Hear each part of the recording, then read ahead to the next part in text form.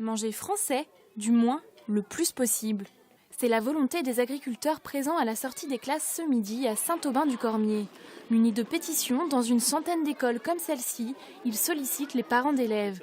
Leur exigence, que 2 repas sur 3 servis dans les cantines soient d'origine française. Cette opération-là, c'est vraiment de sensibiliser les gens, leur dire on peut manger français à pas plus cher, avec des produits de meilleure qualité, des produits tracés qui viennent de la région, donc qui favorisent l'économie et le maintien du tissu rural. Une opération comprise et suivie par une majorité de parents d'élèves. Je trouve que c'est légitime dans le sens où ils sont plus ou moins en voie de disparition, et puis c'est important aussi de garder nos métiers et c'est aussi important de pouvoir avoir de la nourriture française. Je pense que c'est une bonne initiative, qu'il faudrait pousser un peu les mairies et les conseils régionaux à agir un peu plus.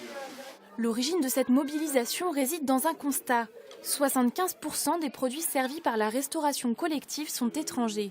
Un choix souvent justifié par des prix plus concurrentiels. Est-ce que même si la collectivité met quelques centimes d'euros de plus pour le repas parce que c'est une provenance française, peut-être que derrière, si ça crée des emplois, si ça crée une activité économique, peut-être qu'il taxera moins les entreprises, qu'il y aura moins d'imposition.